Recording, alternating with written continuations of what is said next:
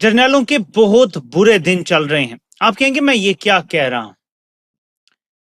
बज़ाहिर तो ये नजर आता है कि उनकी पांचों घी में और सर कड़ाही में है, लेकिन ये बात दुरुस्त नहीं है।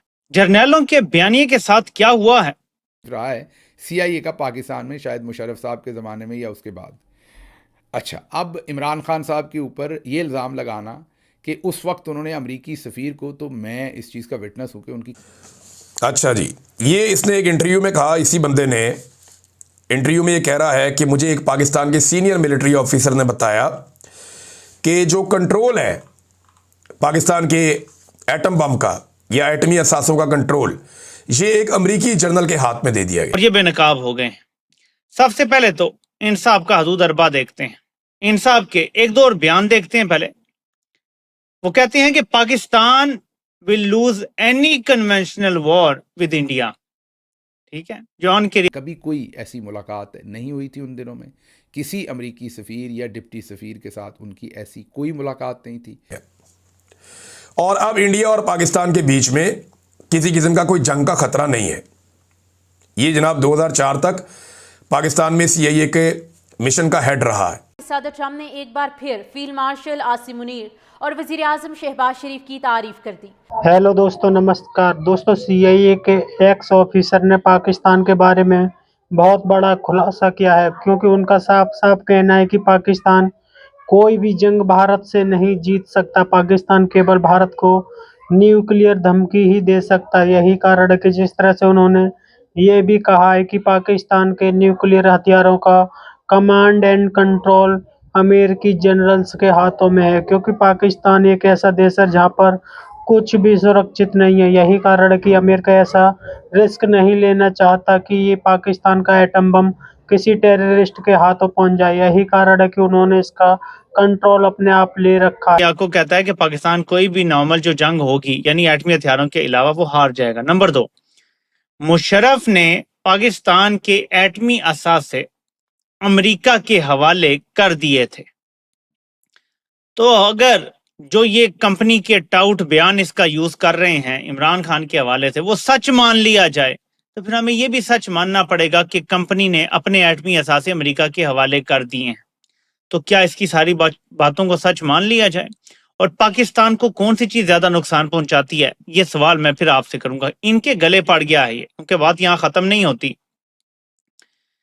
पहले ये बयान सुन लें, फिर आपको कुछ और दिखाता हूं।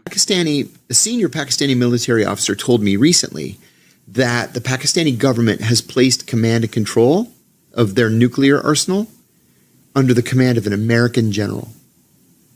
And so that's good enough for the Indians. And the Indians have backed off.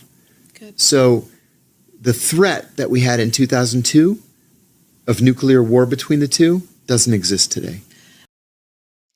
India इसलिए पीछे हटा है अभी के जो हालात हैं, कहता है मुझे एक जर्नल ने बताया है, इंडिया इसलिए पीछे हटा है कि पाकिस्तान के एटमी हथियार का कमांड एंड कंट्रोल एक अमेरिकी जर्नल के हवाले कर दिया गया है, जिसके बाद भारत को सुकून हो गया और वो पीछे हट गया। आप बता दें इस बंदे की बात पे यकीन करना है या नहीं करना। अब या तो हम सारी बातों पे यकीन करें कि ये सच्चा है, तो ये बात भी सच्ची होगी, फिर ठीक है, फिर सारी माननी पड़ेंगी ना कि पाकिस्तान ने अपनी जान छुड़ाने के लिए, अपनी जान बचाने के लिए अपना एटमी हथियारों का निजाम, कमांड एंड कंट्रोल सिस्टम अमेरिकी जर्नलों के हवाले कर दिया है। फिर ये तो ये दावा कर रहा है, ये तो एक साबिक CIA का एहलकार है, ये तो पाकिस्तान में काम करता रहा है।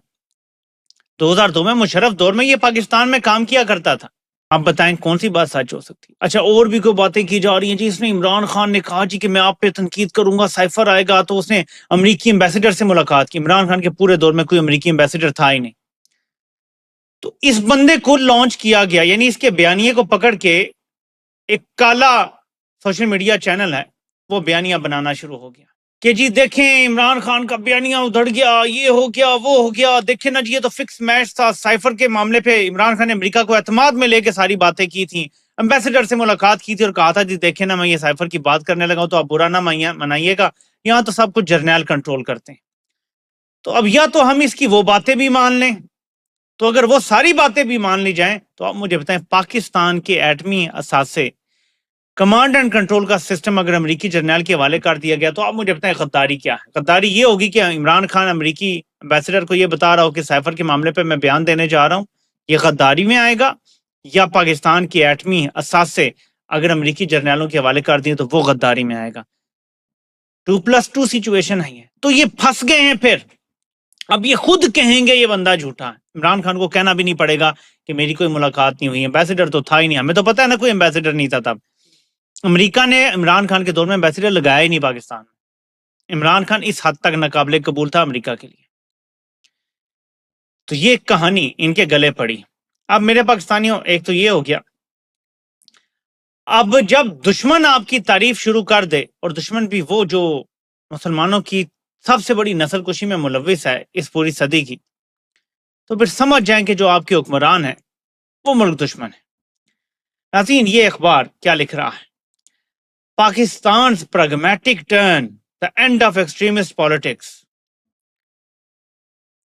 Tehreek-e-Labbaik Pakistan is banned after violent protests against Israel's action in Gaza. The party's involvement in anti-Israel rallies led to clashes with police, prompting the government's move. और सारी कहानी यहाँ सामने आ गई। इसराइली अखबार यरूशलेम पोस्ट लिखता है कि पाकिस्तान ने जबरदस्त काम कर दिया है जो इंतहा पसंद सियासत को ख़त्म किया है, क्योंकि कभी ऐसी बात नहीं कही गई। दूसरी बात इसमें बड़ी इंटरेस्टिंग है कि उस वक्त तो पाकिस्तान में अमेरिकी सफ़ीर थे ही नहीं। आज भी पाकिस्तान में कोई अमेरिकी सफ़ीर नहीं है, बीच में आए थे, लेकिन उस वक्त जब हमारी हुकूमत का सारा टाइम था तो उसमें जो ये जिस वक्त की बात कर रहे हैं उसमें कोई अमेरिकी सफ़ीर पाकिस्तान में नहीं थे। अच्छा, इनसे ये फायरिंग इसलिए करवानी थी कि एक ये नैरेटिव पाकिस्तान में बिल्ड किया जाए कि वो जो साइफर वाली सारी कहानी थी वो झूठ थी और इमरान खान ने मिलजुल कर अमेरिका के साथ वो सब कुछ किया था या अमेरिका को कहा था। गोरा कह रहा है कि अमेरिका को, हमारे सफ़ीर को इमरान खान ने कहा कि हम आप पर तनकीद करते रहेंगे, हम आप पे ज़िम्मेदारी डालेंगे, आपने रिएक्ट नहीं करना। और सफ़ीर ने आगे से कहा हम पर तो वैसे भी ज़िम्मेदारी डलती रहती है तो हम रिएक्ट नहीं करेंगे। तो ये बिल्कुल इनकी ये बात बिल्कुल गलत है, झूठ है। मेरा इस पर जवाब ये है कि ऐसी कोई मुलाकात नहीं हुई थी। लेकिन बैकफायर ये तब किया कि जब ये गोरा यहाँ नहीं रुका, क्योंकि वो CIA का स्टेशन चीफ रहा है, उसने सभी के बखिए उधेड़ दिए। एक तो उसने कहा कि जो पाकिस्तानी फ़ौज है उसने पाकिस्तानी न्यूक्लियर बम का जो कंट्रोल है वो एक अमेरिकी जनरल के हवाले कर रखा है। मीन अमेरिका में एक जनरल कोई स्पेसिफिक मतलब ओहदा, जो उस ओहदे पे जो भी जनरल होगा उसके कहने का मतलब ये है, क्योंकि जनरल तो यहाँ चेंज होते रहते हैं, हमारी तरह तो एक्सटेंशंस नहीं चलती। तो उसने ये वाज़ेह तौर पर कहा कि पाकिस्तान का जो न्यूक्लियर बम है वो पाकिस्तान नहीं चला सकता। पाकिस्तान की फ़ौज ने अमेरिका के हवाले, मीन अमेरिका के जनरल के अंडर वो कर रखा है, वो फैसला करेगा पाकिस्तानी न्यूक्लियर का क्या करना है। ये इसी गोरे का इल्ज़ाम है। उसके बाद उसने बेनज़ीर साहबा को भी करप्ट कह दिया। उसने मतलब छोड़ा कोई नहीं इनके पल्ले कोई किसी बंदे के भी। तो अब मुसीबत पड़ गई है कि उस गोरे को नहीं चलाना। तो पहले करवाया गया, जैसे मेजर जनरल मुश्ताक साहब ने अरशद शरीफ की बरसी जो कि 23 तारीख को थी, उस दिन तमाम चैनल्स को कहा कि इससे रिलेटेड कोई ख़बर नहीं चलानी पाकिस्तान के टेलीविजन पर। इफ़ेक्टिवली हर खबर को रखवाया गया। ऐसे ही आज इस खबर को भी मेजर जनरल मुश्ताक साहब ने रखवाया है। और ये बंदा कह रहा है कि जो पाकिस्तान के एटमी असासे हैं इनका कंट्रोल, अगर आपने इसका एक बयान मानना है कि इमरान खान ने साइफर सफ़ीर को दिखा के हिलाया, तो फिर आप इसका ये बयान भी सच मानेंगे। एक आदमी एक वक्त में सच और एक वक्त में झूठ तो नहीं बोलता ना। अगर वो इंकशाफात कर रहा है तो ये इंकशाफ भी सुन ले। एक इंकशाफ इस बंदे ने ये किया कि इमरान खान ने साइफर लहरा के, जनाब उससे पहले अमरीकी सफ़ीर से पूछा था, इजाज़त ली थी, फिर लहराया, यानी अमरीका के साथ मिलकर किया। दूसरे बयान में ये बंदा ये कह रहा है कि पाकिस्तान के एटमी असासे एक अमरीकी जर्नल के कंट्रोल में हैं और पाकिस्तान इंडिया के खिलाफ कोई एटमी धमाका नहीं कर सकता क्योंकि अमेरिका के कंट्रोल में है एटमी असासे। ये भी यही बंदा कह रहा है। अब या तो आप इसकी दोनों बातें मान लें या आप कहें ये बंदा झूठा है। अब ये सेलेक्टिव नहीं हो सकता कि यहां कहें जी ये बंदा बिल्कुल ठीक है, यहां कहें जी ये बंदा बिल्कुल गलत है। और वो दावा कर रहा है कि उसको पाकिस्तानी जर्नैल ने कहा। तो दोस्तों, जिस तरह से पाकिस्तान के बारे में CIA के एक्स ऑफिसर ने खुलासा किया है, उसे लेकर के पाकिस्तान में इस वक्त काफ़ी ज़्यादा चर्चाएं हो रही हैं कि जिस तरह से पाकिस्तान की फ़ौज और पाकिस्तान इस वक्त अमेरिका के करीब हो रहा है, उससे साफ पता चलता है कि अमेरिका का कंट्रोल इस वक्त पाकिस्तान में पूरी तरीका से हो चुका है। पाकिस्तान की फौज अमेरिका की हर एक बात मानने को तैयार है। यही कारण है कि जिस तरह से CIA के एक्स ऑफिसर ने साफ-साफ कहा है कि पाकिस्तान का जो न्यूक्लियर हथियार है उसका पूरा का पूरा कंट्रोल इस वक्त अमेरिका के हाथों में है, क्योंकि पाकिस्तान कभी भी न्यूक्लियर हथियारों को छोड़ करके भारत से किसी भी प्रकार की जंग नहीं जीत सकता है, क्योंकि पाकिस्तान सिर्फ न्यूक्लियर हथियारों की धमकी दिखा करके दुनिया को बेवकूफ़ बनाना चाहता है और वो इसमें कामयाब भी होता है, क्योंकि पाकिस्तान जिस तरह से भारत में टेररिस्ट गतिविधियां कराता है, उसके बाद भारत पाकिस्तान में घुस करके बड़ी तादाद में एयर स्ट्राइक भी करता है, जिसमें पाकिस्तान को भारी से भारी नुकसान होता है। लेकिन जिस तरह से पाकिस्तान दुनिया को ये न्यूक्लियर ब्लैकमेल करता है, उससे पाकिस्तान बच जाता है, क्योंकि पाकिस्तान की आदत हमेशा से यही रही है। पाकिस्तान एक ऐसा देश है जो कभी भी सुधरने वाला नहीं, और ये हमेशा से कोशिश करता है कि किसी न किसी तरीका से दूसरे देशों को बेवकूफ़ बनाया जाए और वहाँ से बड़ी तादाद में पैसे लिए जाएं। तो दोस्तों, हमारी वीडियो कैसी लगी कमेंट में ज़रूर बताएं। यदि आप चैनल पर नए हैं तो चैनल को सब्सक्राइब करें।